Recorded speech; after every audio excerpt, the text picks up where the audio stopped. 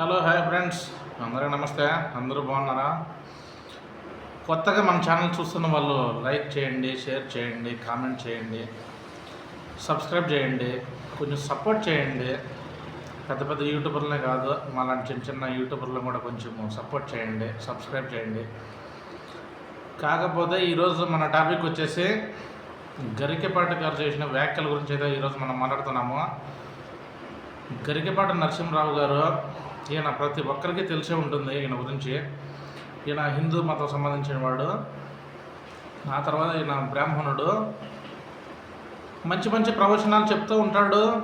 హిందూ సమాజం మేలుకోవాలనేసి ప్రతి ఒక్క విషయం చెప్తూ ఉంటాడు.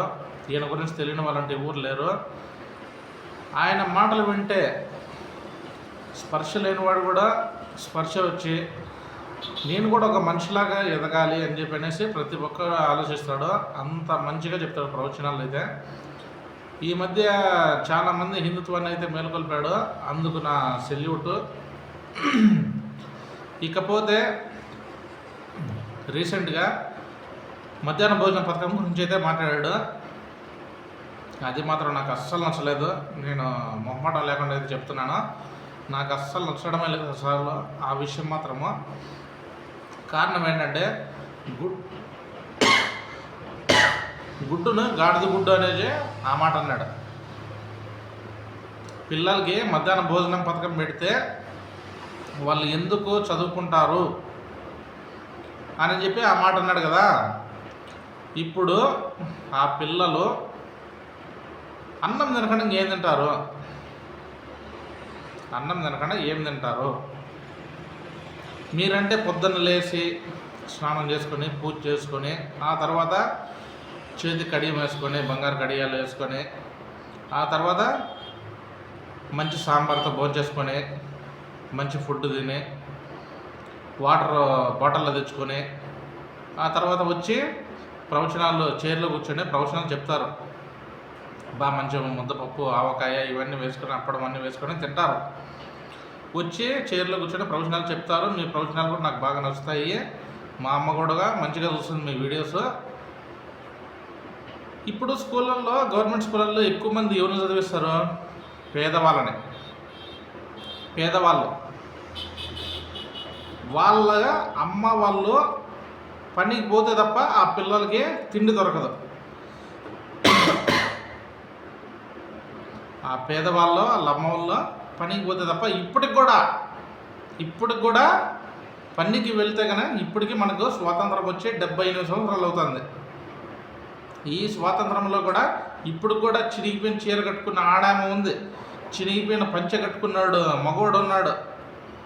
కష్టపడి ఒళ్ళు వంచి పనులు చేసి ఆ తర్వాత ఇంట్లో బియ్యం కొనుక్కొని వచ్చి వంటలు చేసి పిల్లలకి పెడుతున్నారు. వాళ్ళ కష్టం చూస్తే కన్నీళ్ళు ఆగవు. ఒక్కసారి మీరు కూడా పల్లెలకు రండి, ఒక్కసారి పల్లెలకు వచ్చి చూడండి వాళ్ళ భవిష్యత్తు ఎలా ఉంది ఏం కదా అనేసి చూడండి ఒకసారి. అప్పుడు తెలుస్తుంది. అప్పుడు అంటారు మీరు, అరే మధ్యాహ్న భోజనం పథకం పెట్టి మంచి పని చేశారు ఇలాంటి వాళ్ళకి అని చెప్పి అప్పుడు మీకు ఆలోచన వస్తుంది. కొంచెము మాట్లాడే ముందు కొంచెం ఆలోచన చేయండి. మీరు పెద్దోళ్ళు, మీరు గురువు గారు, కొంచెం అంటే కొంచెం ఆలోచన చేయండి. మీరు గురువుగారు అయ్యండి, ప్రతి ఒక్కరికి సమానంగా న్యాయంగా మాట్లాడాలి. అందుకోసం మీరు గురువుగారు అయినారు. మీరు ముందు జన్మలో ఏదో మంచి పుణ్యం చేసిన బట్టి ఈ జన్మలో మీరు గురువుగారు అది లభించింది మీకు. గురువుగారు అయ్యే హక్కు. కాకపోతే రండి, ప్రతి ఒక్క పల్లెటూరుకి రండి, చూడండి ఇప్పుడు కూడా వాళ్ళ కష్టం ఎలా ఉంటుందో ఒకసారి చూసి మాట్లాడండి. చాలామంది ఇంట్లోకి తినేదాన్ని తిండి లేక ఉంటే స్కూల్కి పంపించి స్కూల్లో తినేసి మళ్ళీ ఆ పిల్లలు కొంచెం తిని కొంచెం ఇంటికి తెచ్చుకుంటున్నారు వాళ్ళ అమ్మ వాళ్ళ ఆయన పెట్టడానికి. చెప్పుకుంటే ఇంతవరకు కూడా గవర్నమెంట్లో చదువు ఒకటే చెప్పాలని చెప్పి మీరైతే అన్నారు, మళ్ళీ మీదట ఏం అవసరం లేదు అంటున్నారు. ఇప్పుడు గవర్నమెంట్, నేను ఒకటే క్వశ్చన్ అడుగుతున్నా, గవర్నమెంట్ని మిమ్మల్ని కూడా ఒకటే క్వశ్చన్ అడుగుతున్నా. ఇప్పుడు గవర్నమెంటు మధ్యాహ్నం భోజనం కాకుండా మధ్యాహ్నం భోజనం గురించి వదిలేసి ఆ తర్వాత చదువు ఒకటే చెప్తుంది. కాకపోతే ఇప్పటికి కూడా ఇల్లు లేకుండా ఉండే వాళ్ళకు ఎవరు సమాధానం చెప్తారు? మీరు సమాధానం చెప్తారా? గవర్నమెంట్ సమాధానం చెప్తుందా? ఇప్పటికి కూడా ఎంతోమంది ఇల్లు లేకుండా ఉన్నారు, ఇల్లు లేకుండా ఉన్నారు, ఇల్లు లేకుండా చెట్ల కింద ఉన్నారు. దీనికి ఎవరు సమాధానం చెప్తారు? గరికపాటి నరసింహారావు గారు, గురువు గారు, కొంచెం అంటే కొంచెం ఆలోచన చేయండి.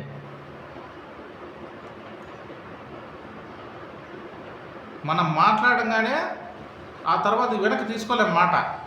ఒక మనిషిని మనం అనే ముందు మంచిగా అయితే మాట్లాడాలి. ఆ మాట మళ్ళీ తిరిగి వెనక్కి తీసుకోలేం కదా. గరికపాటి నరసింహారావు గారు వాళ్ళకి ఇల్లు మంచిగా ఉండి ఆ తర్వాత వాళ్ళు ఫుడ్కి సరిపోయే డబ్బులు ఉంటేగా మధ్యాహ్నం వాళ్ళు గవర్నమెంట్ స్కూళ్ళలో ఎందుకు చేర్పిస్తారు? వాళ్ళు కూడా డబ్బు ఉండే మాదిరిగా ప్రైవేట్ స్కూళ్ళలో చేర్పిస్తారు కదా.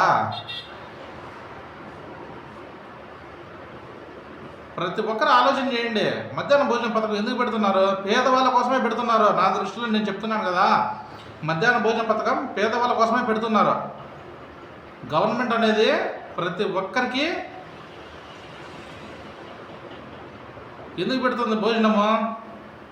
గుడ్డు కావచ్చు, చిక్కీ కావచ్చు, రాగి జావ కావచ్చు, ప్రతి ఒక్కటి ఎందుకు పెడుతుంది? వాళ్ళు మంచిగా ఆరోగ్యానికి మంచిగా ఉండాలనేసి. గుడ్డు తింటే మంచిది, చిక్కీ తింటే మంచిది, రాగి జావ తాగితే మంచిదే. ఇవన్నీ పురాతన కాలంలో ఎక్కువగా మీరు కూడా అంటే పెద్దలు ఉంటారు కదా, మన పెద్దలు వాళ్ళు తినే ఉంటారు కదా, వాళ్ళు తినే కొంచెం బాగా గట్టిగా హెల్తీగా ఉన్నారు. ఇప్పుడు చిన్న చిన్న పిల్లల వాళ్ళు కూడా స్వెట్స్ వచ్చేస్తున్నాయి, తొందరగా స్వెట్స్ వచ్చేస్తున్నాయి వాళ్ళకి. కారణం ఏంటంటే వాళ్ళు తినే జంక్ ఫుడ్ వల్ల వచ్చేస్తున్నాయి కదా.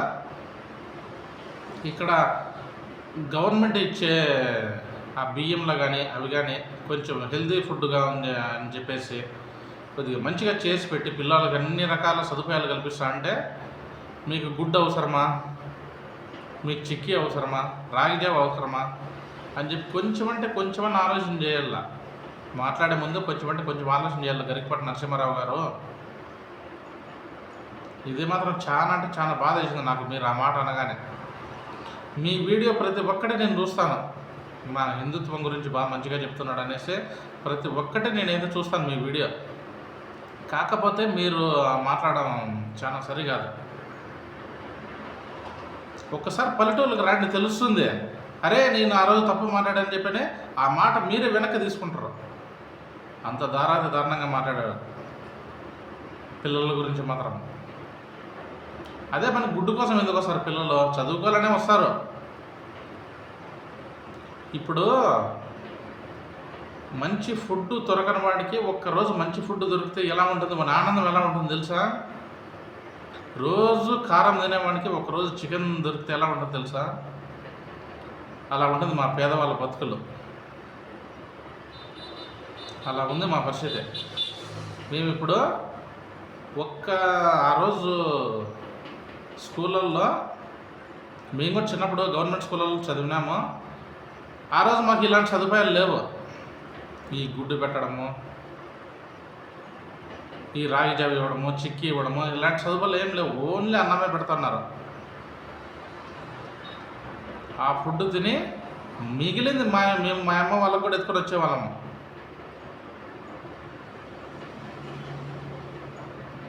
అంతేగాని మీరు ఇలా మాట్లాడడం చాలా తగదు. ఎంతమంది 3 పూట్ల భోజనం లేకుండా ఎంతమంది ఇబ్బంది పడుతున్నారు. 3 పూట్ల భోజనం లేకుండా కూడా ఎంతమంది ఇబ్బంది పడుతున్నారు. ఇది మాత్రం మీరు నా వరకైతే ఈ మాట మాత్రం తప్పు. ఇది మాత్రం మీరు గమనించవలసిందిగా మరీ కోరుచున్నాను. మీకు చెప్పే అంతటి వారిని అయితే కాదు, కానీ మీరు అన్న మాటలకైతే కానీ నాకైతే చాలా బాధేస్తుంది. ప్రతి ఒక్కరిని ఎవరైనా కానీ పేదవాళ్ళని ప్రతి ఒక్కరిని ఎవరినైనా కానీ వేలెత్తి చూపొద్దండి.